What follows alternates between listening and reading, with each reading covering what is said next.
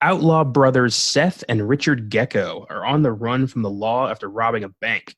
To escape into Mexico, they take a former minister's family hostage and drive them across the border in their RV.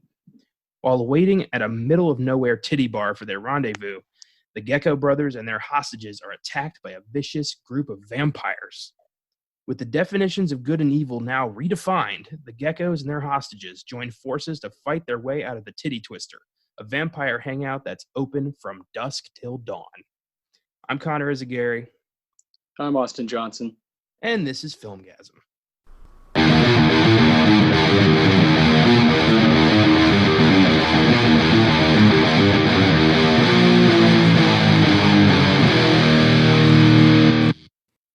Happy Wednesday, Ramblers. It's time for the Filmgazm podcast, and we've got a fun one for you today. Going back into the world of Quentin Tarantino with an extra dose of Robert Rodriguez for good measure. And on top of that, we are joined by Filmgazm contributor Josh Allred, who's going to talk Mexican vampires with us. Thank you for being here today. Oh, well, thank you very much for having me, and I can't wait to go back to the Titty Twister. Hell yeah, man. Before we get into that, I've got one update on the Rewind, and it's appropriate for today's episode because it updates our 5th episode on Quentin Tarantino and our first bonus episode on Once Upon a Time in Hollywood. This is just goofy, but I had to mention it. There's a new fan theory making the rounds that suggests Calvin Candy from Django Unchained is a character played by Rick Dalton, Leo DiCaprio's character in Once Upon a Time in Hollywood. Django Unchained is a movie that was made in Tarantino's universe alongside, presumably, Kill Bill. What do you guys think of that? I believe it. I mean, just why not? I mean, the guy, Caleb Descatu was pretty Calvin Candy-esque. I can see him getting cast in that role because of that performance. It's so layered and weird. Yeah. No, those are always just fun to dive into, whether they're true or not. They're fun. Yeah, certainly. Josh, what do you think about that crazy fan theory? I mean, whatever. Austin said it's nice to think about. I think with what Tarantino does with building his worlds and whatnot, it's not a stretch to think that there is some iteration of that working its way through whatever's going on. I mean, the guy created his own brand of cigarettes, so it's not a stretch by any means. Exactly. True. In addition, I would add another layer of this. I'd say it's not too out of left field to think that after World War II, Lieutenant Aldo Raine was discharged from the military, decided to fulfill his dream of becoming a stuntman, and used his stage name of Cliff Booth. Why not? There you go. I like it. Yeah. I mean, around that time, presumably, if Aldo's in his late 20s, early 30s in Bastards, flash forward 20-something years, he'd be about in his 50s in Once Upon a Time in Hollywood, which is roughly about the age Cliff Booth is supposed to be anyway. I don't know. I love that we have we can talk about all this because he's done so many little things in every single one of his films, including the one we're going to talk about today, that just propel these ideas forward, and we'll never stop talking about them. Yeah, it's insane, man. And, we just talked about our first episode on Oscar Sunday was the Pulp Fiction. Yeah. And like you said, in this movie right here, we have a real nice, clean shot of the Big Kahuna burger bag and stuff like that. So it's a lot of fun to be in this world. Yes, indeed. And let's go into it. So, boys, how did you guys first discover From Dusk Till Dawn? Austin, let's start with you. In high school, I think it was my freshman year, and that would have been right, after I had watched everything that Tarantino had done, right? And you just kind of read about this stuff, and I immediately liked it, and I've kind of always liked it. I don't necessarily love it. I don't rewatch it all the time, but I do think it's a really entertaining. Hour and 45 minutes of just bonkers stuff. So, I have a blast with it. What about you, Josh? So, again, I will tell my age. I saw it the first time on pay-per-view. I had begged my mom because I was flipping through cable and I saw it and I was like, what? Mom, mom, I have to watch this now. She looked at it. She took a second. She was like, "Ooh, George Clooney, he's hot." Okay. And she sat with me and watched it. And once they got to the titty twister, she tried to cover my eyes, and I was like slapping her hand. Get away, get away. I'm fine. I've seen boobs before. So yeah, that was one of the first times I saw it. I will, at the appropriate time, pitch an amusing anecdote, and give you a sneak. Well, not a sneak, but more like an image of me as a middle schooler and what kind of kid I was in. Spoiler alert, it's far from the person right now. Right on. Can't wait for that. From Dusk Till Dawn was one of the earliest Tarantino films I saw. My uncle's the one who introduced me to all of this stuff, and he doesn't separate it from the written and directed and just the written by. To him, it's all one big marathon. So I saw stuff kind of out of order, and just by the way he decided to introduce them to me. So From Dusk Till Dawn was one of the early ones, and I was in like immediately. And then once, like Josh said, once we got to the titty twister, things got awkward. I was like 12, 13 years old. And I was sitting there like, oh boy. Oh, okay. Not realizing, oh, this is the rest of the movie? Okay. And yeah, rewatching it yesterday with my grandpa was really fun because it was more of a just, it's fucking awesome. Like, not, it's not embarrassing anymore now. It's just like, let's kill some vampires. Yeah, that's for sure. Something you have to immediately point out is that this film is not for everybody. Oh, no. Much like most Filmgazm movies we talk about, yeah, this one is wild, and it gets so intense. But I find it funny that like it takes getting to the titty twister. It's like, what about when Quentin Tarantino supposedly rapes this character? What about that? Yeah. Crazy stuff, man. Ridiculous. It's so strange how this movie is really two movies. Like, until we get to the titty twister, it's a pretty serious crime drama. And then we get there, and it's almost like the Gecko brothers have walked into a different movie. It's cool. Like, I've never seen anything like this before in that vein of like just, and now this is gonna happen. Like, fuck all that. This is the movie now. I love that. The balls to pull that off. I think one of the brilliant things about this movie is that I think it's better than what Tarantino and Robert Rodriguez did separately when they put out their Grindhouse movies. Because this is a Grindhouse movie to a T. I mean, even with some of the actors that were used in it, the style of it, just how it looks and feels dirty. It plays on a lot of the conventions of a crime drama, like you were saying, and then it just goes full on balls to the wall horror, and it's so well balanced.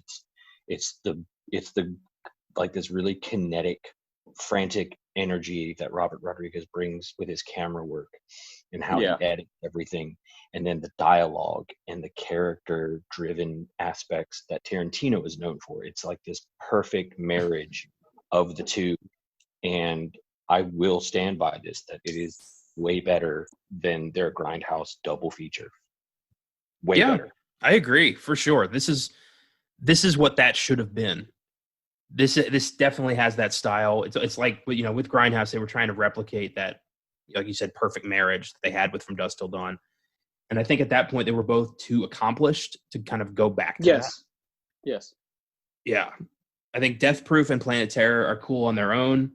Together, I don't know, it just doesn't feel like two amateurs making these movies, Well, I think even with them being as young as they were at that time, they weren't trying to do anything more than, go for what they had in front of them. I think with Grindhouse, Robert Rodriguez has always been a very stylish director from the very beginning. If you watch El Mariachi, like his very first movie, you see that. and it's just a guy with a camera doing everything that he can. But then as he gets bigger and bigger and bigger, I think he almost kind of like parodies himself in a way with Yeah. those movies. And I think Tarantino does that with Death Proof as well. I think it's just they just get so caught up in it that instead of just having fun with it, they try to be like, okay, well, I'm gonna replicate this again. I think they would have had fun with those movies, like just actual fun instead of taking it too seriously. I think they would have been just as good. It's Rodriguez trying to make a Rodriguez movie instead of just trying to make a movie. And it's Tarantino trying to make a Tarantino movie without trying to just make a movie. They're both like slaves to that style that they don't allow themselves any room to breathe. Kick ass. Yeah, I think this movie's awesome. So, From Dusk Till Dawn was written by Oscar-winning filmmaker Quentin Tarantino, who we talked about at great length in our first Weird Shit Wednesday, episode 5. He's won 2 Oscars for screenplay for Pulp Fiction and Django Unchained. He's also been nominated for screenplay for Inglourious Basterds and Once Upon a Time in Hollywood. And he was nominated for directing for Pulp Fiction, Inglourious Basterds, and Once Upon a Time in Hollywood. From Dusk Till Dawn was Tarantino's first writing assignment. He was hired by Robert Kurtzman, who conceived the initial idea, but didn't want to be bothered with the screenplay duties, so he gave that to Tarantino. And Tarantino made it his own. So cool. This was his first writing assignment. And the film was directed by San Antonio indie superstar Robert Rodriguez, the brains behind such films as El Mariachi, Desperado, Spy Kids, Sin City, Planet Terror, Machete, and Alita Battle Angel. He's a rock star with a signature style, and he brought his Texas flair to Tarantino's storytelling in such a badass way. And I actually got to see him speak at a conference thing at Texas State a few years ago.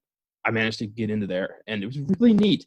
He came out and just talked about his roots and screenwriting in general, and how, you know, he came from nothing to be, you know, have his dreams, and we could do it too. It was very much like a, you know, shoot for the stars kind of thing, but it was cool to see him in person talk about his style and his craft. Yeah. Hell yeah, man. Have either of you read Rebel Without a Crew? No, I have not. No, sir. Dude, okay. Read that. And if you aren't inspired to sell your body to make your dreams come true, then you are dead inside. It is one of the most fascinating stories I've ever read. He talks about signing himself up for science experiments just so he can make money to immediately funnel into making El Mariachi. And like all of the stuff he went through to do this, the months and months and months of doing this, like just crazy shit. And all he wanted to do was make that movie. That's all he wanted to do. And he just taught himself how to do that, much in the way that Tarantino taught himself, you know, filmmaking, screenwriting, dialogue, all of that, just by watching movies. I think they share a lot of that in common, in that they were like students of film, having never gone to film school. But I cannot recommend that book enough. I actually read it probably like 5 or 6 years ago, and it reinvigorated me. I gave it to Caleb because I was, you know, thinning out my bookshelves, and I was like, "You need to read this fucking book." Number one, he's a Texan, so if you don't read this book, you are selling yourself short. And I mean, he's a prime example of just going for it. So, Oh yeah, do yourself a favor, get that fucking book. absolutely. I'll check that out. Rodriguez is the fucking Cinderella story of Texas filmmaking, and yeah, he's an inspiration to any, you know, film buff who wants to make awesome shit like this. The film stars Oscar winner George Clooney as hard-ass bank robber Seth Gecko. This was Clooney's first major film role after he became known for his role on ER. He broke into film with this. He won his first Oscar for his performance in 2005's Syriana, and his second for producing Argo, which won Best Picture. He's been nominated 3 additional times for his performances in 2007's Michael Clayton, 2009's Up in the Air, and 2011's The Descendants. He was also nominated for directing 2005's Good Night and Good Luck, and for writing Good Night and Good Luck and 2011's The Ides of March. He's Hollywood royalty, a global megastar, and it all started right here with Seth Gecko. And it's one of my favorite Clooney roles, hands down.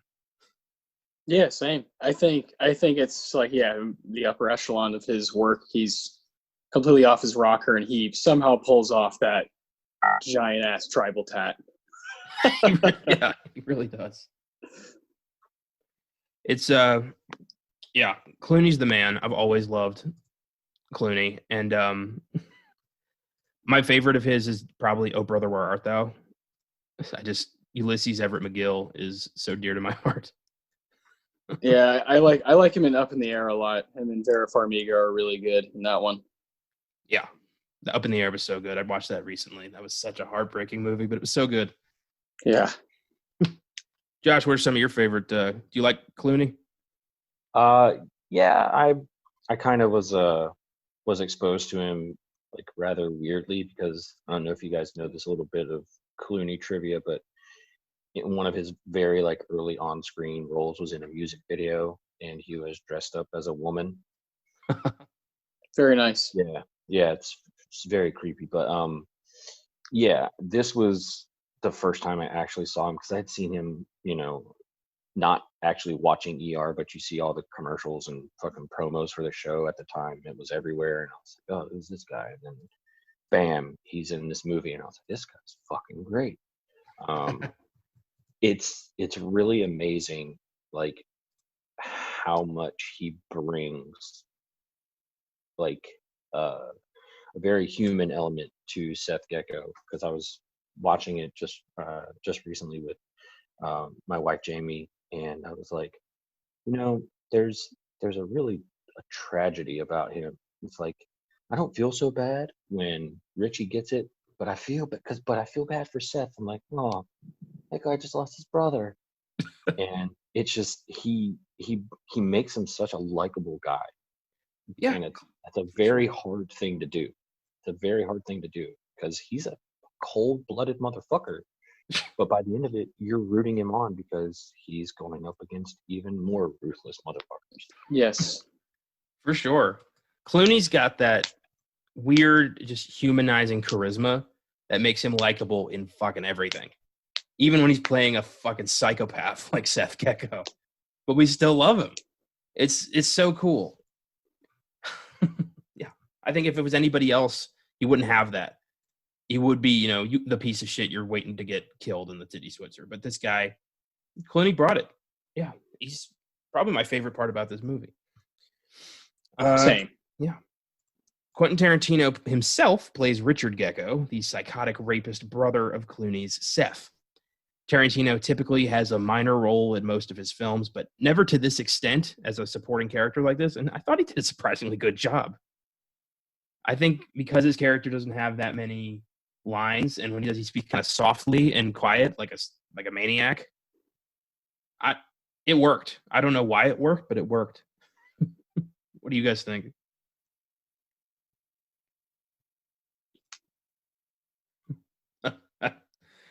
I was waiting for Austin to say something. Yeah, sorry. I was just about to say go ahead until I saw Connor smile.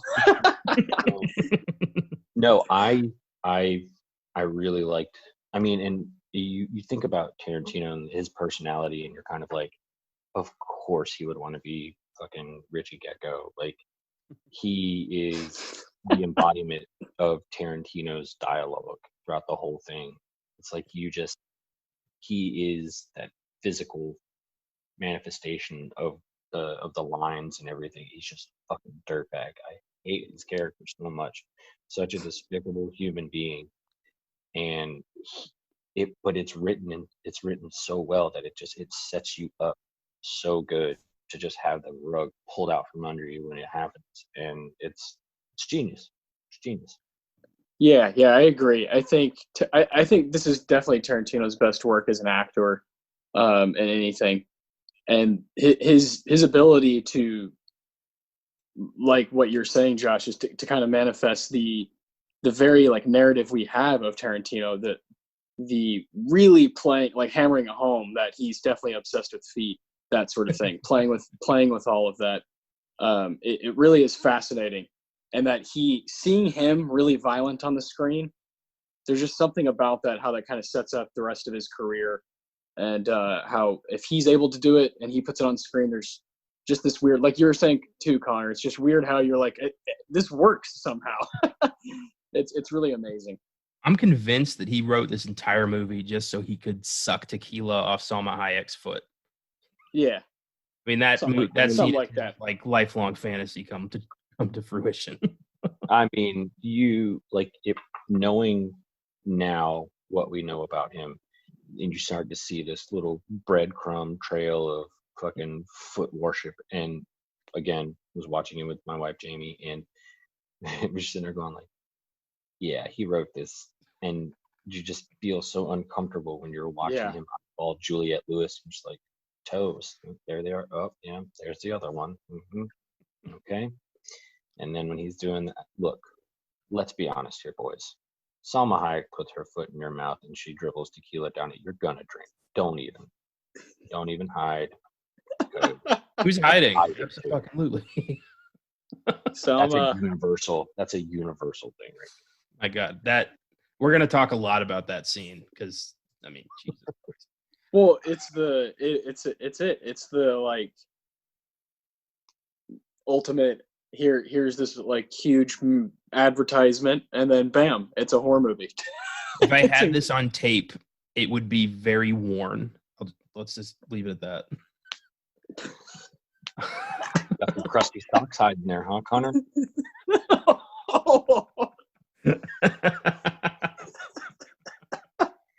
Fucking hell. Cheech Marine. Oscar nominee Harvey Keitel plays Jacob Fuller, former minister turned true believer thanks to a run-in with the undead. Keitel was nominated for his performance in 1991's Bugsy, and he's been one of Tarantino's go-to guys since the beginning, appearing in Reservoir Dogs, Pulp Fiction, and a vocal cameo in Inglourious Basterds. He's also appeared in such films as Taxi Driver, Bad Lieutenant, Mean Streets, and The Last Temptation of Christ. He's a big player. He's a hell of an actor, this guy. One of my favorite. Yeah, well, one of my favorite Tarantino guys. You know, the early stage of Tarantino's career is not totally what it is without Harvey Keitel, right? He's just a massive component. Yeah, for sure. Especially, I think he's really good playing a restrained character in this. His characters are usually fucking wild and off the cuff. But in this one, he's very much just a, soft-spoken guy, but it works. He looks like John Hammond in Jurassic Park. It's funny. Yeah, oh, man. Can you imagine Harvey Keitel in Jurassic Park? Whew. Oh, my God. He'd be shooting raptors with a handgun. I'm okay. I can't believe he's only had one Oscar nomination in his entire career. I mean, fucking Best Supporting Actor, Reservoir Dogs, like Taxi Driver. I mean, come on. Yeah. One of the many like overlooked guys from that like thrived in the 70s and then it had a resurgence in the 90s. Sucks. Yeah. Most people of like, the younger generation know him as the FBI guy in National Treasure. That was who I knew him as at the beginning of, my movie watching experience. And then the more I watched, I'm like, oh, this is a serious motherfucker. We love Harvey here. Nicolas Cage, on the other hand, keep on stealing those artifacts. Nearly 100 episodes in, we still have not done a Nicolas Cage movie. Yeah, well, I know. It's hard. It's hard because we were going to try to do a whole Nicolas Cage episode, but there's just far too many movies to watch. Yeah. For one episode, right? So we have to do like almost a mini series on him. Yeah. We'll figure it out. One day the book will give us a Cage and it'll be a great day. Yes. I've said it many times. The book taketh the book, or the book giveth, the book taketh away. Yes. Oscar nominee Juliette Lewis plays Kate Fuller, Jacob's daughter. Lewis was nominated for her performance in 1991's Cape Fear, and she's also known for her performance in 1994's Natural Born Killers. Natural Born Killers. What are you guys' verdict on that one? Boo. What about you, Dan? What? Boo? oh, that movie is fucking fantastic. I I mean, it's got so many like I don't know, like it plays around so much with what you're seeing. Like it's it feels at times like you're right inside their brains, like how they see the world, how they're experiencing things, their memories of what their life was like. You know, like you're seeing a movie through these two maniacs' eyes right up until the very end. And I say what you want about Oliver Stone. I mean, I can take him or leave him, to be honest. But I love Natural Born Killers, and I was exposed to it, when I was really young, so it definitely left an impact on me in that way. And I I admire someone who has the balls to just put something like that on the screen and like drag you kicking and screaming through it. Not to mention Robert Downey Jr. is fantastic. So I mean, I I will I will I will say I enjoyed Natural Born Killers quite a bit. Okay. Lots of awkward boners with Juliette Lewis in that movie. Oh, God. No, I've never. She's always looked like a 14-year-old girl to me. I could never. Yeah. Yeah. Well, I was about that old when I watched it, so Huh, there you fair go. enough. It's Cape Fear that did that to me. Like it's just too innocent in that I can't see her as anything else but like just a little girl. Yeah. Are you sure she wasn't nominated for her work in Old School? I'm afraid not. When your boy Todd Phillips shows up to the gangbang at the beginning, yeah, that's some incredible work from Juliette Lewis. Oh, Man, and round we go. I've never, yeah, Natural Born Killers never did it for me. It looks so it feels so dirty and uncomfortable, and just I don't like any of the characters. I don't like that Oliver Stone just cut Tarantino's script to pieces. And I would love to see Tarantino's Natural Born Killers. Exactly. Yes. But we'll never, unless he writes a novel, we're never going to get that. Yeah, not a fan. I've tried a couple times. I just can't get into that movie. Yeah, me too. It's like I really don't like Dr. Pepper as a soda. I want to like it. That's how I feel about Natural Born Killers. I want to like it. I like movies that are rough and are kind of hard to get through, but I don't know what it is. I really do. After reading that, yeah, Tarantino was kind of ripped. Yeah, just kind of frustrating. Yeah, and I'm just not an Oliver Stone fan. I haven't seen enough films of his to label myself as either a fan or not a fan. So we'll get back to that in the future. Yeah. Continuing on, Ernest Liu plays Scott Fuller, Jacob's son, and this is pretty much the only thing of note he ever did, apart from some bit parts on various TV shows. He's an oddball character. He doesn't really fit in the rest of the film. Like, I don't know why. I think he's just too precious for this world or something. I don't know. And it's weird that the kid never did anything else. I mean, usually people who, pop up in this kind of stuff tend to get a little bit more noticed or do something else, become a little bit more of an, cult actor or something. Maybe it just wasn't his thing. Yeah, I like his shirt though. Yes. Precinct 13. I forgot about that entirely. That's fucking awesome. Even the greats bow their head to someone too. Yeah. Oh yeah. Always, especially Tarantino and Rodriguez, right? Oh yeah. Oscar nominee Salma Hayek plays Santanico Pandemonium, sexy vampire queen. Hayek was nominated for her performance in 2002's Frida, and she has also appeared in such films as Desperado, Fools Rush In, Wild Wild West, Spy Kids 3, and recently The Hitman's Bodyguard. And yeah, I think I've said enough about Salma Hayek. Someone else take the floor. Well, Selma. Yeah, go ahead, Josh. You've been with her her career much longer than us. Well, I will just stick a little recommendation in there to kind of give you guys a little research. She was in a movie. It was like 2015, 2016 or something like that. It was called Everly, and it's directed by Joe Lynch. fan-fucking-tastic movie, and she's the centerpiece of it. It's a fucking awesome ass movie. It's balls to the wall action. Yeah, check it out. Oh Okay. yeah. I remember hearing about that movie. It's fucking great. Sweet. Then we've got Cheech Marin, who plays multiple characters, such as the border guard, the pussy guy, and Carlos. Cheech is known mostly for being one half of the stoner comedy duo Cheech and Chong, alongside Tommy Chong, but he has also been one of Robert Rodriguez's go-to guys. He's in most of his films. And, we love Cheech. Who doesn't love Cheech? I mean, how can you not? He's a legend as far as comedy goes. Yeah. I remember the first time I watched Up in Smoke with my dad. He was like, "You gotta watch this stuff. It's so funny. These guys are like so funny, man." And I'm like, "Dad, what are you talking? You don't know shit." Like, no way. And I watched it and I cried. I was laughing so hard. And at that point, I'd never smoked weed, so I had no idea about it. It was just funny. It's just genuine, pure comedy.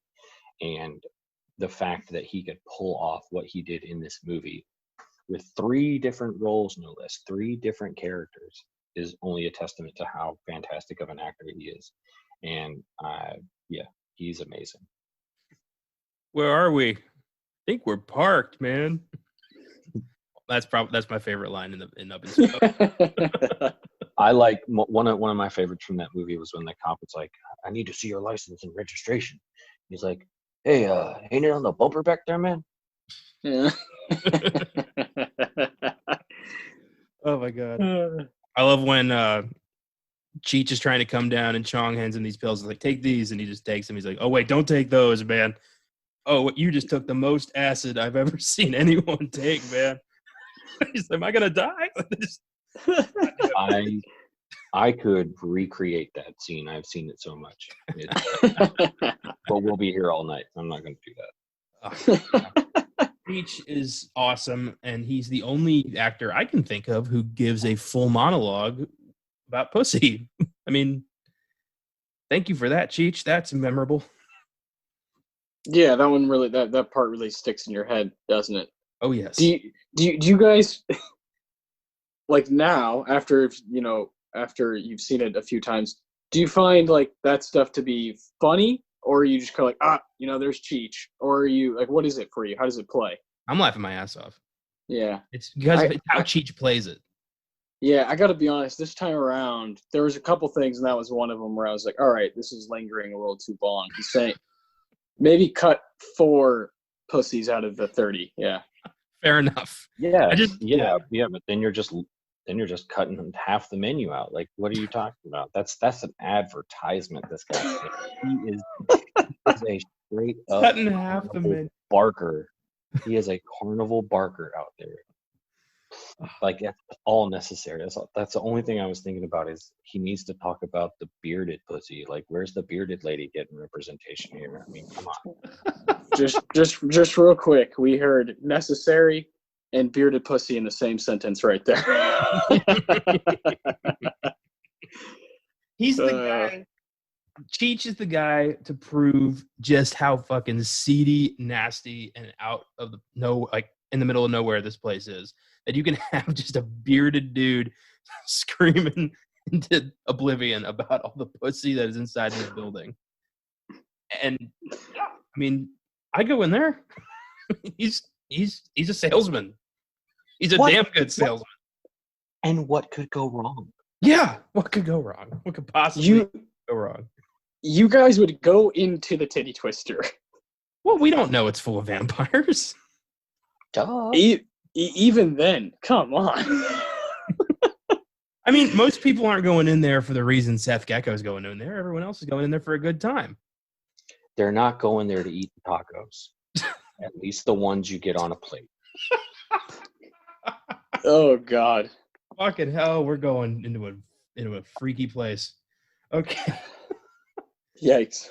Well, there's a lot more people in this, but we'll get to them as we move along. The cast, like the people who just appear in this film, is unreal. From Dusk Till Dawn has an IMDb score of 7.2, Rotten Tomatoes score of 63%. It was a moderate success, grossing a little under 60 million on a budget of 19 million. And let's get into the plot. So we open at Benny's World of Liquor with Texas Sheriff Earl McGraw pulling up to the liquor store. First time we saw Earl McGraw, Michael Parks. He will pop up again in Kill Bill Volume 1 and Planet Terror, despite getting shot to death in this movie. Who cares? It's his twin brother. But, yeah, love Michael Parks. Dude was awesome. Rest in peace. And he's talking to the shopkeeper, played by John Hawkes, another indie film star who pops up in a lot of stuff. And they're just talking, kind of shooting the shit about there was a bank robbery. Don't know if you heard about that. He's like, oh, yeah. And he goes to the bathroom, and we see Seth Gecko come up with a hostage and talk to the shopkeeper. Like, why is he still here? You let him use the bathroom. That's weird. It's such a great setup. It's just, like, immediately this guy's, like, these fuckers mean business. We know what they did. They robbed a bank. We know that they are willing to kill. Boom, right there. That's all we need to know about these guys. It's brilliant. And it's tense as hell because they will kill both of them. Especially with Richie making shit up about he's seeing signals. Oh, yeah. Especially if you've seen Tarantino's work prior to this, right? You're like, oh, I'm in the hands of this wild writer and this director who's willing to get on board with it. So yeah, it's awesome. Well, at the time, from Tarantino, we'd only seen Reservoir Dogs and Pulp Fiction. And Rodriguez, we'd only seen El Mariachi and Desperado. Yeah. So I don't think people were entirely sure what to expect here. There wasn't it wasn't set in stone yet.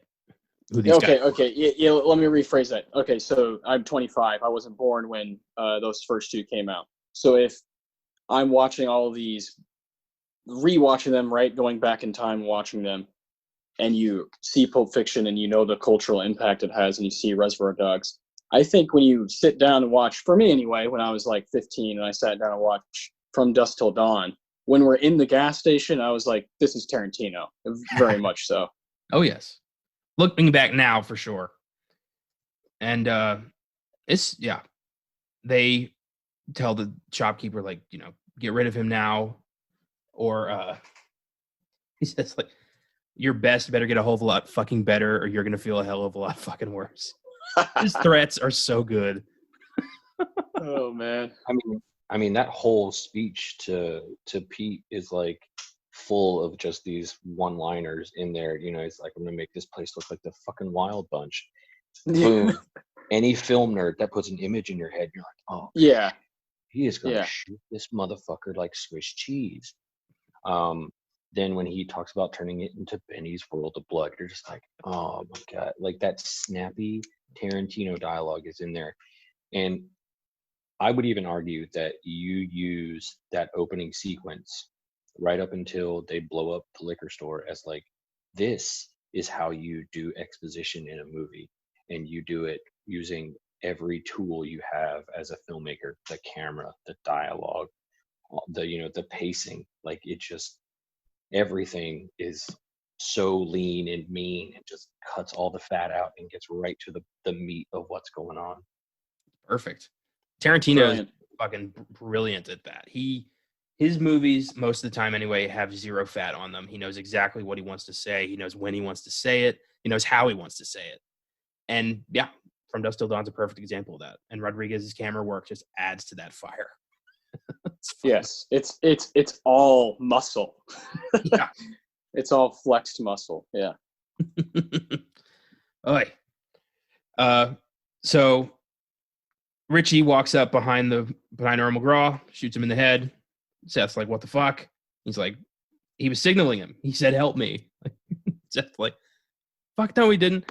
And the shopkeeper calls Richie a liar, and Richie shoots him. He shoots him in the shoulder, though. He, while under the counter, gets to the safe, grabs a gun, starts unloading on Seth and Richie, missing every fucking shot. But after he shot Richie in the hand. Love that, just in the hand. And they end up. It's such a brutal fucking opening. They shoot all the liquor bottles over the shopkeep, douse him in alcohol, and then Seth throws toilet paper lit on fire at him and just burns him to death. Jesus. So again, this is like a brilliant way that they characterize these two. There's a whole bunch of shit that just popped off. These two are using shorthand to, accomplish what their goal is going to be.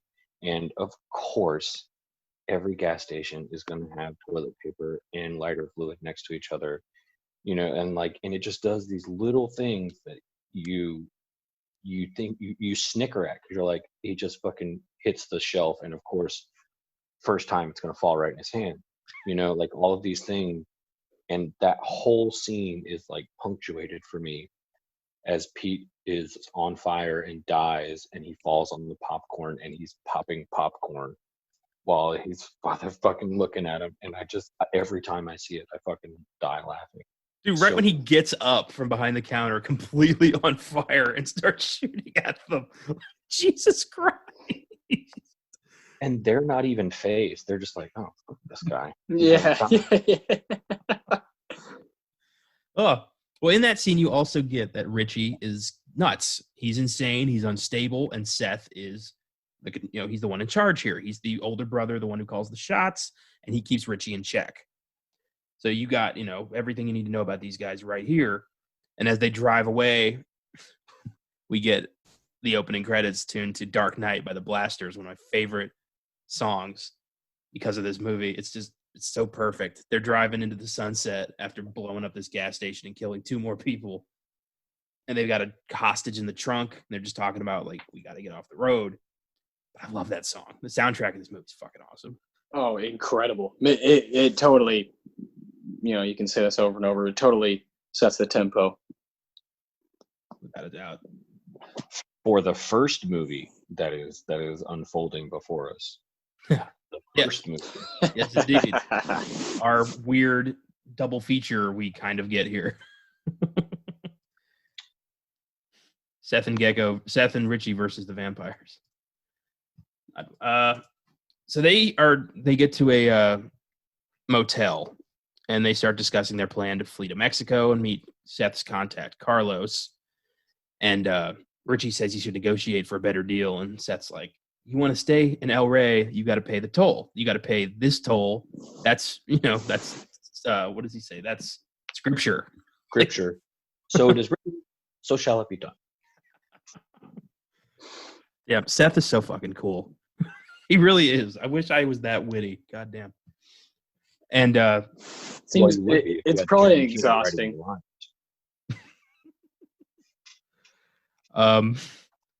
Well, Seth is going to go make a call with Carlos, work out all the deets. Richie's going to watch the hostage. And Seth, tells Richie, like, what? Be cool. Seth takes off, is gone for a while. Richie creepily asks her if she wants to come in and watch TV with him. We know something terrible is going to happen to this woman. From the beginning, we're like, she's not making it out of this alive, and he's going to do something bad. And lo and behold, he fucking rapes and murders her while Seth's gone. And Seth is freaked out by this. We get a glimpse into his moral code, where he says, I'm a professional thief. I don't kill people unless I have to, and I don't fucking rape women. What is wrong with you? I don't know why, but I love that little bit of his character. Like, he scolds Richie for this. Well, again, it shows just how different these two are. And, I fully believe Seth when he tells that woman, if you do what we say and you listen to me, you will get out of this alive. The only thing he's not telling her is, but my brother's probably going to kill you. And because the whole time he's telling her the rules that'll keep her alive, fucking Richie is eyeballing her like a piece of meat. And it's just so well done, the way the shot is composed. Like, there's just so much about this that, like, as a student of film, you just get a boner. You're just like watching it. You're like, oh my God, this is so well done. This is so great. But yeah, there are stark differences between how Seth is going to accomplish this mission and knowing that he also has to keep Richie in check the entire time, which is going to make or break whether or not they succeed. Yeah. Well, he tells it like straight up, like, is it me? Am I the reason you're like this? Like, he doesn't know how to explain this. And even when he walks in with the bag of Big Kahuna burgers, he is looking around like, where's the hostage? And Richie nonchalantly just like, she's in there. Like nothing happened. And I love the line where he says, when you left, she became a completely different person. Like, fuck you, dude. You became a completely different person. Don't try and blame this on her, you piece of shit.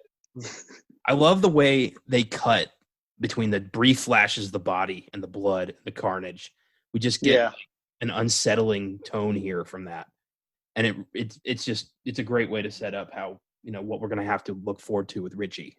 Like the kind of shit we're going to have to deal with this guy. Ugh. Well, I think the way it's done, where it's like it's so quick, because I remember at one point when I was trying to like study this movie, I actually like paused on those brief frames just to kind of see like where they were showing, because Robert Rodriguez was using a lot of jump cuts in this movie too. So, he's moving across this woman's body as he's doing these quick cuts. And then instead of like lingering on it, he shows you that she's all the way in the background and you're forced to like try and like look as Seth and Richie are arguing. And it's just so well done. I'm going to say that so many times during this, but yeah. For sure, man.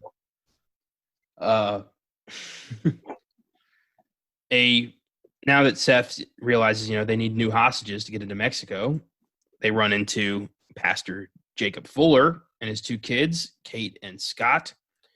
And Jacob has recently lost his faith after his wife died in a car accident. And weirdly, this movie is like a rediscovery of faith for him. It's such a strange. The Gecko brothers kidnapped this family, hijacked their RV, and forced them to drive to Mexico. And along the way, Seth tries to talk to Jacob, kind of get to know him a little bit. And Jacob answers his questions, but also, reservedly. Like, I love that when he says, that's about as friendly as I'm going to get with you. And Seth's like, all right, let's cut the getting to know you chit chat. Like, I don't give a fuck about you. I don't give a fuck about your kids. All I give a fuck about is me, my brother, and that money. Clooney and Keitel going at it is fucking awesome. It's such a two powerhouses just back and forth thing. I love that. I love when we get to see that in films. They get stopped at customs. But prior to this, Richie has a fucking full-on obsession with Kate. He thought he heard her say something in the room. That is the fact that we had to, like, that he heard her say that, and like he is convinced he heard her say that. Like he thinks that really happened. Like, how fucking nuts is this guy? Like, seriously, on what level? I mean, not only is he a full-on rapist, he's completely like fucking schizophrenic. This dude's. Well, I think it's showing how he justifies his actions, because if we would have seen the interaction between him and the bank teller in the hotel, I'm sure he would have imagined her saying all kinds of shit. Like, of course, watching cartoons is going to make you horny. Who doesn't get, like, just the way he justifies his despicable urges that he has. It just makes you hate him that much more, and you're just like, how much more of that can you take? Like, what is gonna happen to this guy? Because he can't make it all the way through the end of this. He just can't.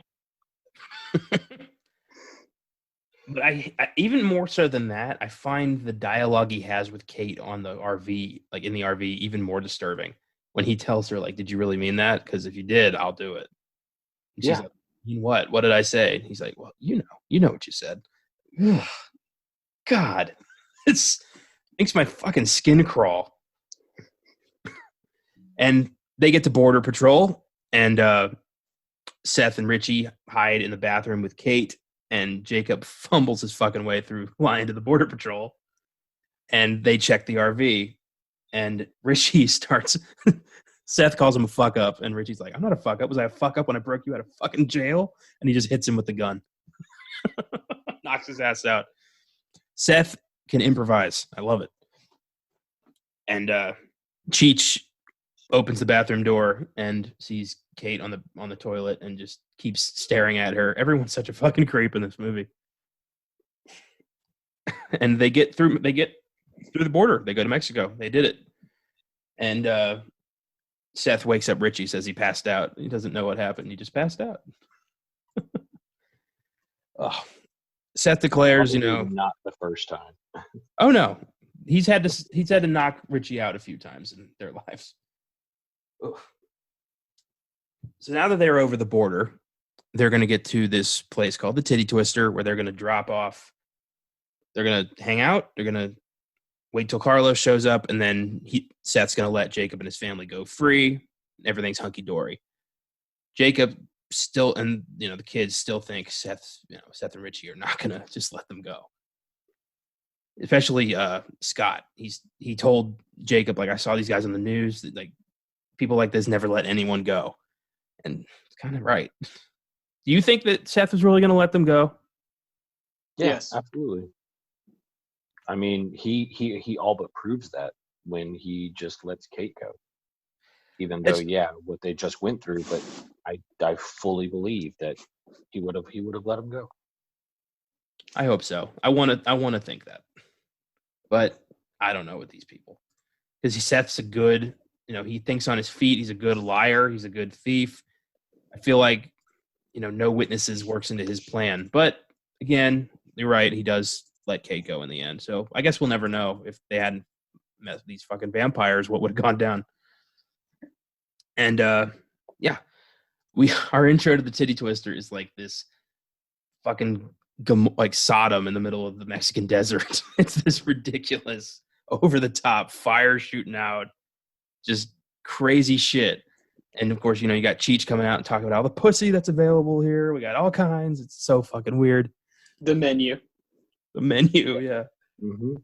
Yep. And okay. But okay, so here's where I'll tell my little story. Okay. So I had just seen that over the weekend, and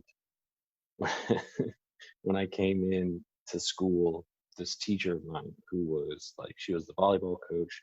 She was also a very conservative Christian woman. I don't think I'd ever heard her get angry at anybody ever.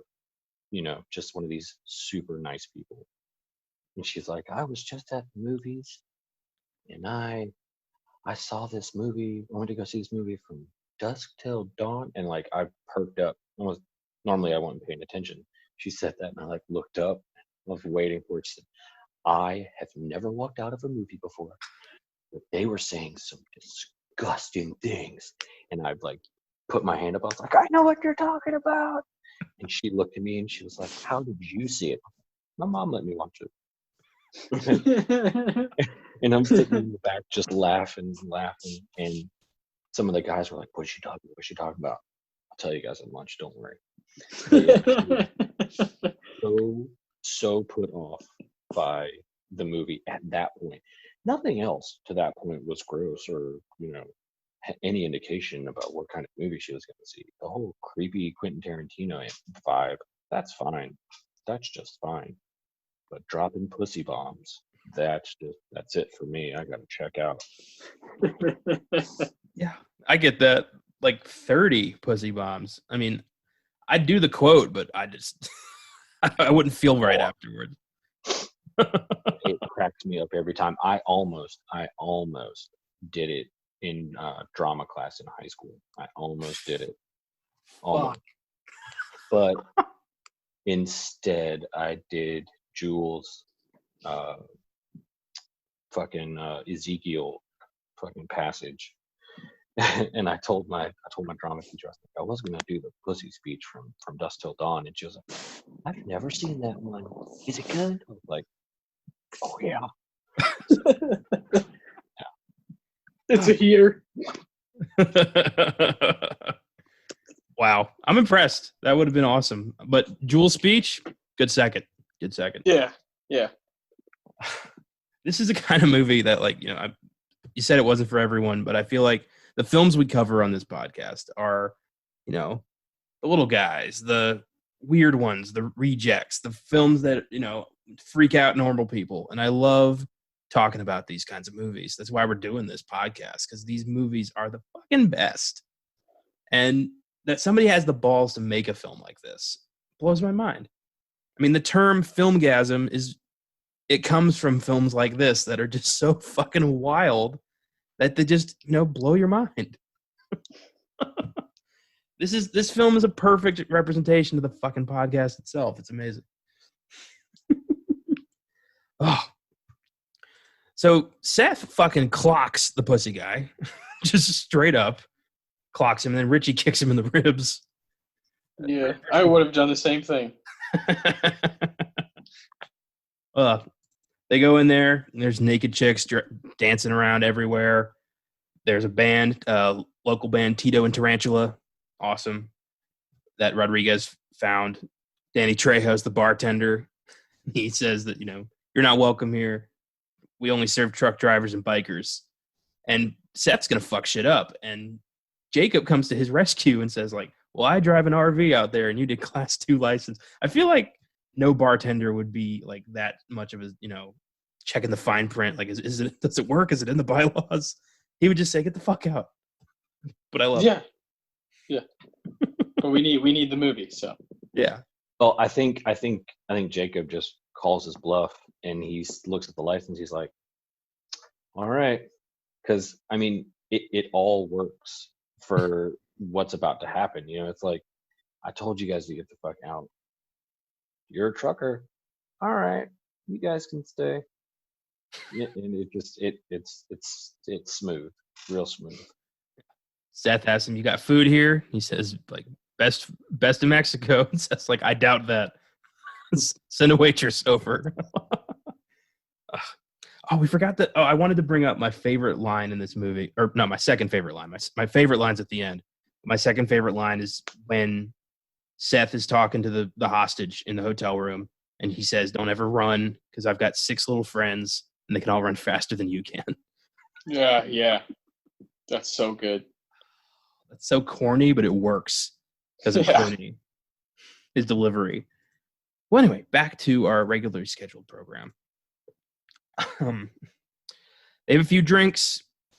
Scott is loving this place. He's just looking around like, this is awesome. Completely forgetting he's a hostage. Richie says, like, hey, man, just when you want to lap dance, just let me know. It's on me. There's this weird bonding going on among everybody. It's so strange, but, fuck it. I'll take it. I mean, they made it, at that point, their whole mission is done. They got to the rendezvous point. They just got to sit it all out and wait for this whole thing to blow over. Yep. Oh, and some of the clientele we get a look at, we see Sex Machine, played by Mr. Tom Savini, the king of horror makeup effects. He's got the fucking dick gun that's popped up in a lot of Rodriguez films. Well, you know who he's taken the beer from. Right? Yeah, it's Nick Taro, right? Yeah. Fuck yeah, man. Yeah, and those two have been working together for a long fucking time. Back in like Dawn of the Dead, or Day of the Dead rather, was when Nicotero was like really getting in there and making a name for himself. So seeing those two together is really great. Tom Savini hammed it up to perfection in this movie. I love his random film appearances. I love when he shows up in a movie. It's always so entertaining. I got to see him talk too at a screening of Effects in Austin at the Draft House Ritz. It was a weird movie about. Have either of you seen Effects? I have not. Right. I knew Josh was gonna. Yeah. It's basically a movie about about a group of people who are filming a horror movie, and it ends up being a snuff film, or maybe not. It's a strange film, but Tom Savini was there, and the director was there, and a third guy I don't remember, but got to see him talk. My uncle asked him if it was if the carpet in Effects was the same carpet they used in a scene in Dawn of the Dead. And Savini was like, I don't know, but that's a great question. Like, only my uncle would ask about the fucking carpet in a horror film. I'm proud As of long as he's not asking them if it matches the drapes, you should be okay. Oh, God, I don't want to hear Savini's answer to that question. And the other guy we've got is Fred Williamson, who plays Frost. Fred Williamson, classic blaxploitation actor from the 70s. So he's a fucking badass. So it's awesome to see him take on some vampires. God damn. So they're having some drinks. Seth is steaming. He wants to go kick the guy's ass who put his hand on him, and Jacob calms him down. He's like, you told us to be cool. That includes you. Be cool. You did it. You're in Mexico. You won. And Seth's like, yeah, fucking all right, fine, I won. And that's when Danny Trejo gets up on the stage and introduces Santanico Pandemonium, the headliner. And Tito and Tarantula start playing the song After Dark, which has become a staple on my Halloween albums I make every year. And we get to see Salma Hayek do a sexy dance with a snake. And the whole damn party stops for her. And she walks right up to to Richie, pours tequila down her leg and lets him suck it off her toe. I mean, Jesus Christ. It's Tarantino's wet dream come to life. And I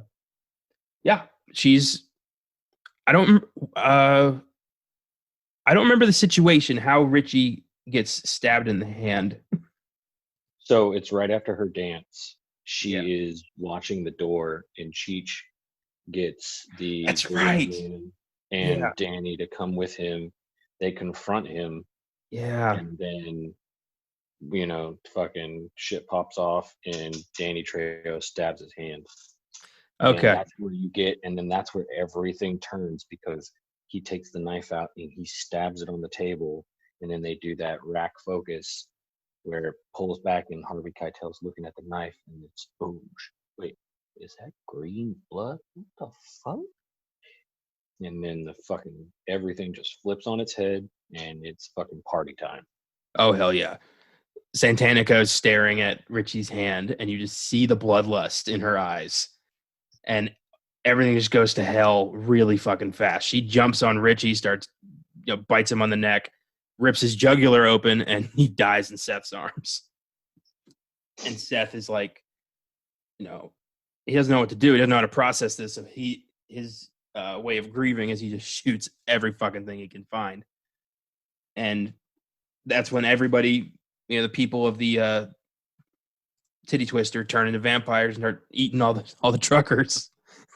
It's like, what the fuck? It's out of absolutely nowhere. There is no buildup, no mention of vampires or anything supernatural until right now. And it works. It shouldn't work at all. It should be ridiculous, but I don't know how he did it. I don't know how they both did it, but it works. Cocaine. Well, I think why it works is because it is so out of left field. Like, you're not expecting it. And everything up until that point has been so serious and so straightforward. And then all of a sudden, you're just like, wait, what the fuck? Like, because you have been sucked in with these people and are following them so intently that when it happens, it surprises you the same time it surprises them. So you're right there with them in this whole fucking melee that's going on. And that's why I think it works so well, is because you've been held so close to Seth and Jacob and his family that when it happens to them, it happens to us too. Yeah. Yeah. Yes. The commitment. Yeah. We're as out of the blue as they are. Like, They're not expecting it. We're not expecting it. We're along for the ride with them. I like that. That's perfect. That clears up a question I've had for many years. Oh, so Seth shoots Santanico. All the bouncer and the bartenders start, attacking everybody. Seth and the family are trying to fight them back, and the vampire band, the band turns into vampires and are playing fucking like flesh instruments. It's so weird. They're playing like Mexican surfer music on body parts. It's so fucking funny, but like that's like where this movie totally embraces the batshit crazy aspects of it and just runs with it. I mean, there's the sight gag where one of the vampires gets killed on the pool table and its eyeballs roll out and hit the corner pockets. Like, just all of this goofy shit just starts happening left and right, and you're so swept up in it that you're just like, what the whoa, and it just keeps coming, and right up until the first wave is done, and like the gag where the fucking gorilla dude comes at Fred fucking Williamson and he like punches his chest and he pulls out his heart and it's still beating, and the guy's like looking at him. And he fucking grabs a pencil, he fucking stabs it, and he finally dies. And you're just like, of course, you stabbed a heart, they die. Duh. There's all of these little gags throughout that whole sequence, right at the very end where he goes, "They're supposed to burn up, aren't they?" Poof! It works. It works so well. Like it's playing on all these little tropes the whole time. Because Danny Trejo got stabbed with a knife repeatedly. He didn't die because he didn't get stabbed with a wooden stake. Yep. I love how this film follows the rules. It's cool. I love that Rodriguez went that hard. Because if you're going to do this, if you're going to turn your hostage crime drama into a vampire movie halfway through, you need to go hard or it's not going to work. And he went fucking hard. Yeah, just played by the simple rules. Didn't go too crazy into like garlic and whatever. It's just wooden stake through the heart, fucking sunlight, and holy water. Those are your weapons. Yep. And after they kill the first wave, they hear a swarm of bats outside. So they realize they're not getting out of here anytime soon. And Seth starts reloading his gun and tells them, like, so obviously we're dealing with vampires, and I don't want to hear any shit about I don't believe in vampires, because I don't believe in vampires, but I believe my own two fucking eyes. So can we all agree that what we're dealing with here is vampires? What I just saw was fucking vampires. Like, it's so good. So good. And everyone's like, yep, okay. And he says to Jacob, like, this man right here is our greatest weapon. This is a man of God. Now, are you going to find your faith? Like, are you a mean motherfucking man of God? And he's like, I'm a mean man of God. Oh. And they start, cleaning house, staking the bodies, and Sex Machine gets bit, but he doesn't tell anybody. And he starts to turn very slowly. I love his hand just morphs, and he feels an incisor elongate, and he's like, oh, shit. Oh. And he jumps on Frost on Fred Williamson and bites him on the neck, and he turns like immediately Fred Williamson. And he throws Sex Machine through a window, which opens the swarm of bats to come in and start attacking everything. Seth and the kids run and hide in the back of the bar after Jacob gets bit in the arm. And I love when Jacob comes out from behind the bar with an iron bar and a shotgun as a cross. Oh my God. That's pure vampire movie fucking awesomeness. He's just walking through the crowd holding his shotgun cross, shooting and like cocking it, and like, oh, it's so awesome. He makes his way back to the room where Seth and the kids are hiding.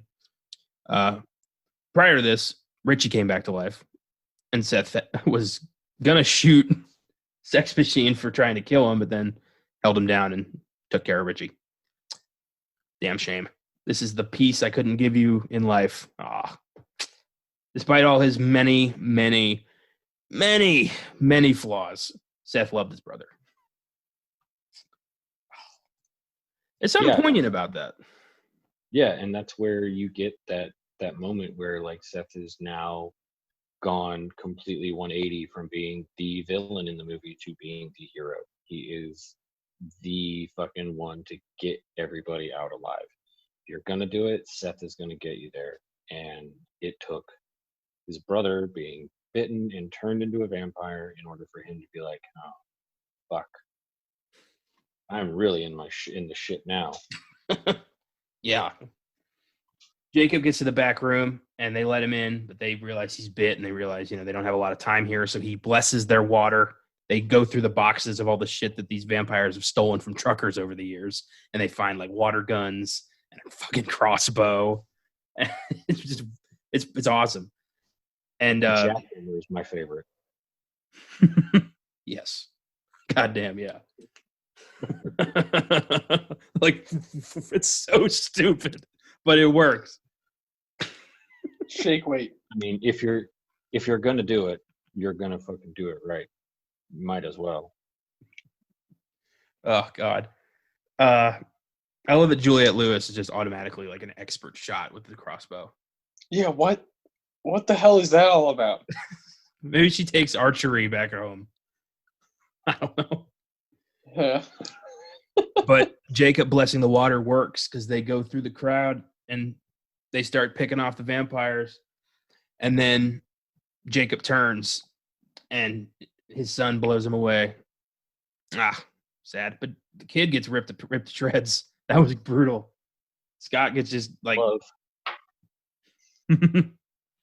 No, I was gonna say I love that he has the condoms that are filled with holy water and they're like fucking hand grenades when they go off on the vampire. It's just like, again, not afraid to just go for broke in this. Do it. Like this movie started with a cop getting his brains blown out. How much more violent are you gonna get? Well, you haven't seen anything yet. That the ceiling is very high for that. And I love that it just doesn't let up. It just keeps going and keeps going. Hell yeah. And when Scott gets ripped, like just bitten to shreds, like they're not even, I don't even think they're eating him. They're just tearing him apart. And I think Kate blows him up. And it's weird because I hate to toot my own horn, but I have a scene in my third book, which is also about vampires, that is very close to that. I have a character that gets just falls into a gang of vampires and they just rip him apart. And he's screaming like, choke on it, you motherfuckers, and shit like that. And it reminded me very much of that, and I was very happy. Hell yeah. That also is very reminiscent of Rhodes in Day of the Dead. Yeah, I was thinking about that one, yeah. And he says that those exact words, choke on him. Oh, yeah. Choke on him. Yeah, good shit. Such a satisfying death, that motherfucker. I can't wait till we do Day of the Dead. Oh, man, dude, I could talk about those movies all day long. Oh, so good. One day. Awesome. So soon it's just Seth and Kate, and the vampires are getting plentiful. But they realize that the sun has risen, and they start shooting holes in the sun. I love when Kate she asks Seth, like, should I save a couple bullets for us? And Seth's like, fuck no, shoot it at anything that's coming at us. And he's like, I'm not going out like that.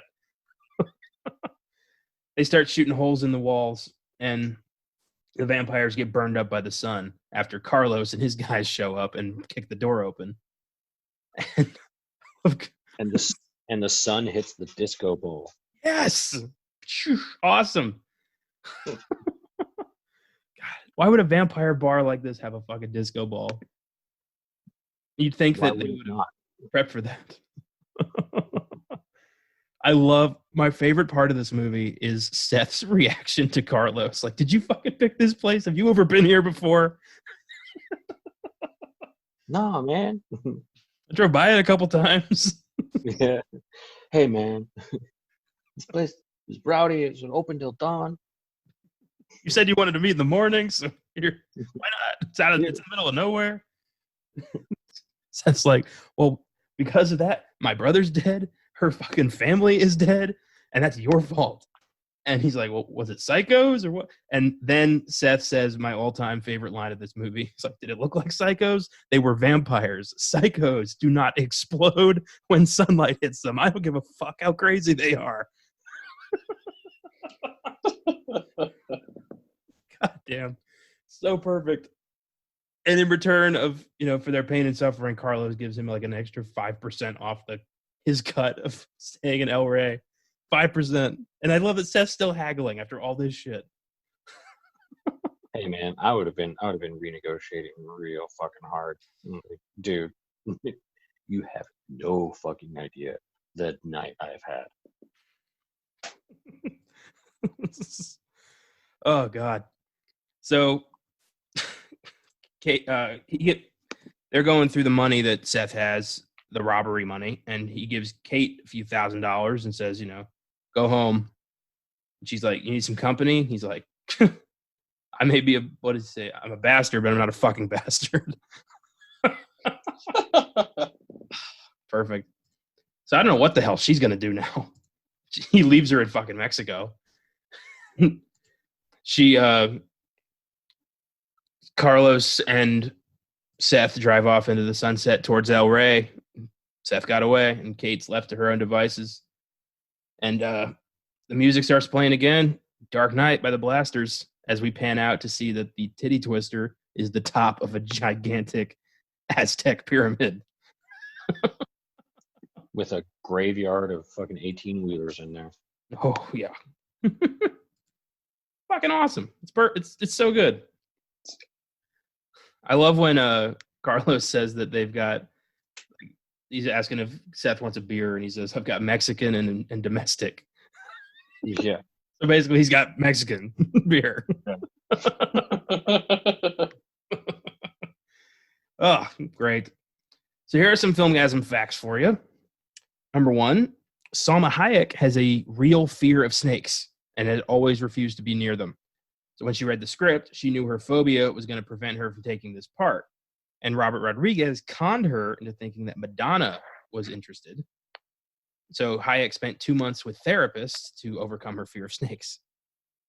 So glad that worked out. I cannot see Madonna doing that at all. No. Not believable at all. She's too white to be in Mexico. No, you need a Latin actress for that part. And Salma Hayek killed it. It was brief, but she killed it. She also killed Richie. Number 2, in the screenplay, Santanico Pandemonium was supposed to dance to a recording of Down in Mexico by the Coasters. In the film, Rodriguez used After Dark by Tito and Tarantula, who played the house band, and Quentin Tarantino reused his idea of a dance to Down in Mexico in Death Proof, the lap dance that Butterfly gives stuntman Mike. Awesome. Glad he got to use that. Tarantino doesn't let any idea go to waste. And number 3, there was a special makeup effect in which one of these stripper vampires has her stomach open into a large mouth. She shoves a bar attendant's head into the large mouth and bites it off. The effect was so graphic that Quentin Tarantino didn't even want to see it. The scene can be accessed in the deleted scenes section on the special edition DVD. Have either of you seen that scene? Yes, it's fucking terrifying. That's like one of the grossest, most disgusting vampires I've ever seen in my life. Well, for Tarantino to be like, nope, don't want to see that, that's got to be some dark shit. Oh, I'm in. I got to check out the bonus features. I don't check out bonus features that often. I really got to start doing that. There were 2 sequels and a TV series that came out of this movie. First, there was 1999's From Dusk Till Dawn 2, Texas Blood Money, which sees a group of career criminals trying to pull off a bank heist in Mexico, only to come face-to-face with the undead. It stars Robert Patrick, Raymond Cruz, Danny Trejo, and Bruce Campbell, among others. IMDb score 4.1, Rotten Tomatoes score 9%. The From Dusk Till Dawn sequels are pretty reviled. Have either of you seen them? They're totally unnecessary.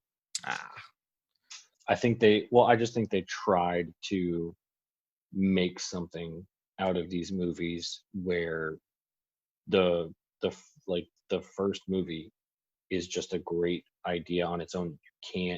You can't replicate that yeah, because everything that you do after that, you already know vampires are going to be in it.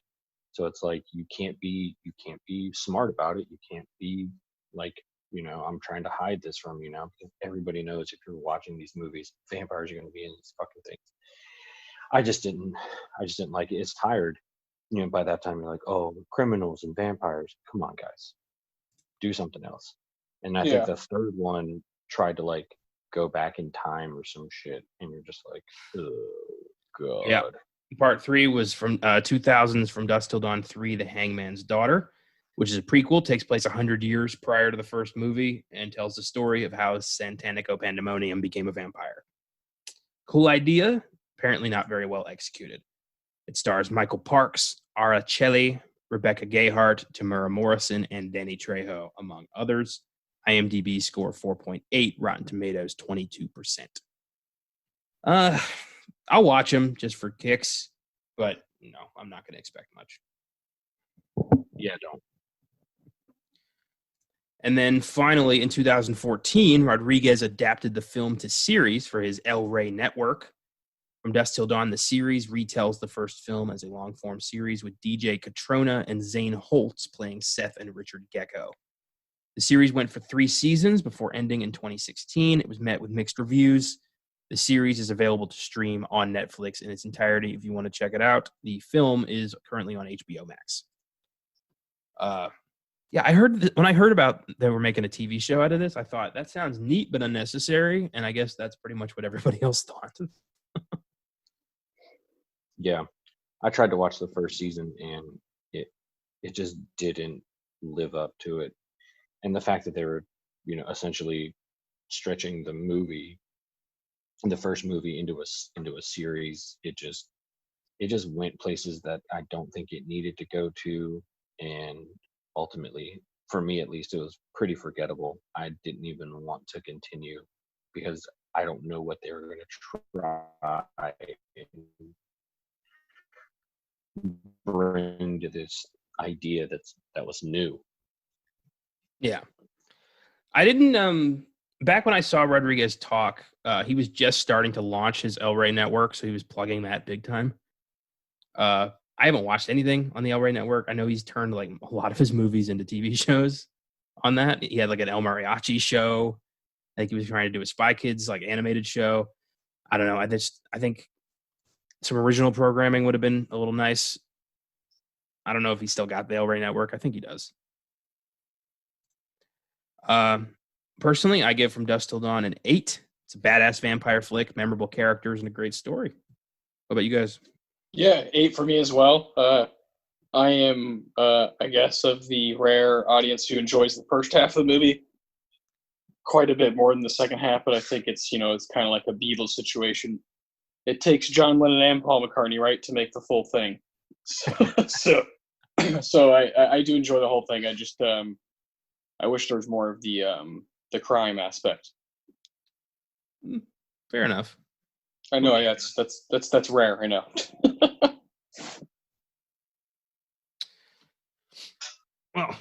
Well, for me, it's solid 9. I think the fact that it totally embraces what it's doing and it's not trying to be anything less than, a smart, fast, lean, mean movie that has a killer twist. Like fucking M. Night Shyamalan wishes he could put a twist in a movie like that. It really is. If anybody wants to understand like what an exploitation or a grindhouse movie is, they need to watch this. It's like how you take the frame of one kind of movie, but then you stick the guts of something else in it, and you're like, okay, this is what we're doing. We're doing a fucking heist movie with fucking vampires. On the face of it, that makes absolutely no sense. How the hell are you going to work that?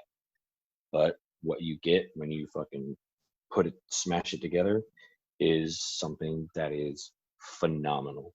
I think it's definitely catching two filmmakers who were on the rise and showing just exactly what their strengths are, and they were playing to their strengths. I mean, the style of it is very much Rodriguez, with the editing especially, and then with Tarantino writing the screenplay, he's a very visual screenwriter. So like the trunk shots, that's all Tarantino. That's something he started doing in fucking um, Reservoir Dogs, and it's just a hallmark. And it's both of them, the the the the, the strengths of those two coming together, and just making something that shouldn't have succeeded, but it's fucking tastic, fantastic. Right on, man. Funny you should mention that. On paper, it sounds like this would never fucking work, because that's exactly what John Travolta said when they approached him for the role of Seth Gecko, and he opted instead to do Pulp Fiction. So sometimes things work out exactly the way they're supposed to. Yeah, definitely. He definitely made the right decision, because I don't know that I would have liked that character as much if we had John Travolta doing it. Yeah, and I don't think we would have liked Vincent Vega as much if it was anybody but Travolta. This is true. Well, now it's time for the Spotlight, where we talk about some of the films we've been watching outside the podcast. Austin, why don't you start us off? I'm going to spotlight one film I feel very strongly about that I reviewed recently, called My Brother's Wedding, written and directed by Charles Burnett. I've been trying to, especially this month of June, been trying to watch a lot more movies, especially like 70s, 80s, 90s stuff directed by Black people. And Charles Burnett, to me, so far in the research I've done as far as films go, I watched Bless Their Little Hearts a couple weeks ago, and then this one. Both very devastating movies that are kind of doing a total 180 off of the blaxploitation era, and instead of showing the kind of negative sides of the Black culture or things that could be looked at as negative, it shows more authentic and raw, stories with families and that sort of thing. And it's usually always focused in, Southern California, typically Los Angeles. So My Brother's Wedding, it's on Criterion Channel right now. I highly suggest it. I think it might be on HBO Max as well. They're doing all kinds of stuff for the Black Lives Matter movement. So I've been trying to just eat stuff up and try to just research and learn and grow. Right on, man. I appreciate that. Josh, anything you'd like to spotlight? So I don't know, like for me, this last couple of months have been like Friday nights have been my time with Joe Bob on the last drive-in, and again, name dropping another great Texan.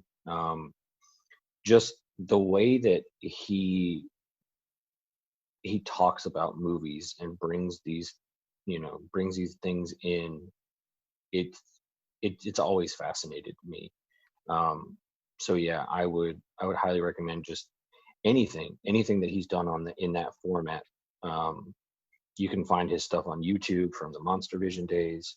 I think the stuff that he's done now is pretty poignant and wonderful. And the season finale, he got really humble about what happened, like him thinking that he was going to be destined for something else, and the things that he was doing with film and criticism was kind of just taking up time.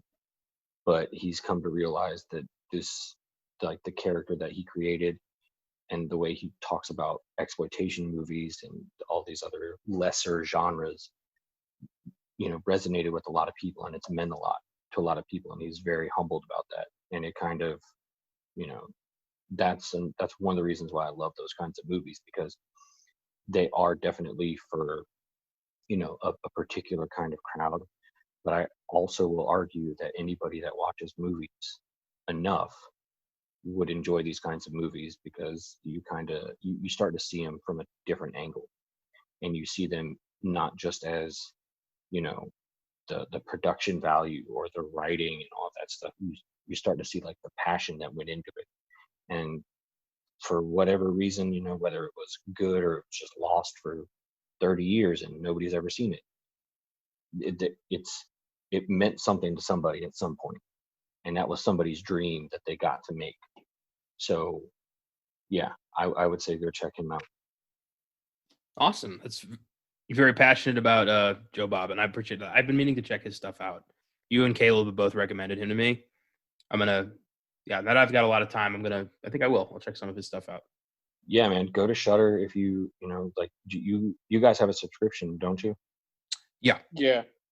Yeah, just go for it.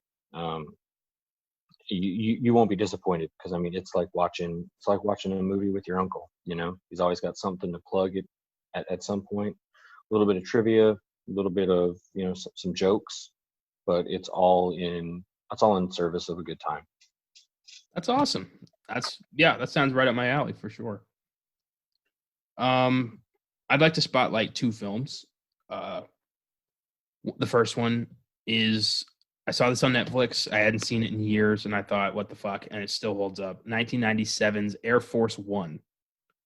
Oh yeah, President Ford. I would vote for him in a heartbeat. But seeing Harrison Ford go toe-to-toe with Gary Oldman as a Russian terrorist is just too good to pass up. It's such an awesome movie. The CGI is pretty fucking terrible, but it's such an entertaining movie and such a gung-ho, like, America, fuck yeah kind of movie that is just so much fun.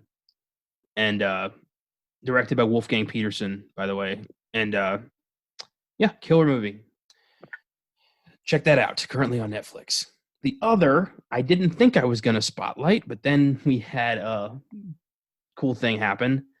Session 9. Yeah.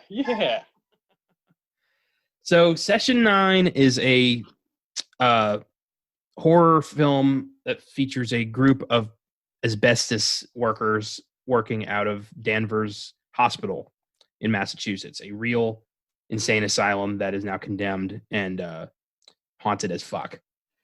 And we see David Caruso, Peter Mullen, and Josh Lucas work at this place and are plagued by visions or ghosts or crazy maniac Peter Mullen. It's not all that clear. I gave the movie a 6. It was shared on Instagram, and Josh Lucas himself liked it. And that was pretty fucking sweet. Yeah, when I saw that notification, I was like, no, this can't be the real Josh Lucas. Sure enough, I clicked on there, and, you know, he's got whatever 200,000 followers. So I was like, yeah, that's the real Josh Lucas, who was just in Ford vs Ferrari last year. Yeah, pretty cool. We've had random, I know Josh has had some stuff happen on Twitter. We've had random people involved in the film industry just kind of like, yeah, here and there. It's really cool. Yeah, back when we were doing the Vincent Price episode, one of my Facebook posts got a like from Vincent Price's daughter, which was so fucking cool. Unreal. That's when you know you're doing something right. Yes, absolutely, yes. So it's neat. It happens very rarely, but we do get the occasional bit of celebrity, insight where somebody sees something we do, and that's awesome. That's just, so cool. Yeah, so that is all for the spotlight. Check out, My Brother's Wedding, Joe Bob, Air Force One. I mean, Session 9 if you want to. I didn't think it was that good, personally. Thanks for listening, everybody. Hope you enjoyed the show. God knows we did. Next week, Austin and I are going back to Stephen King for a 90s cult classic that I don't think either of us have ever seen before. No.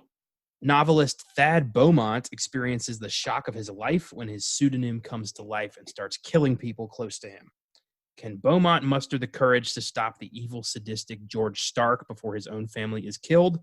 Find out next week when we dive into The Dark Half. Until then, steer clear of vampire titty bars, and we'll see you next Wednesday. Peace.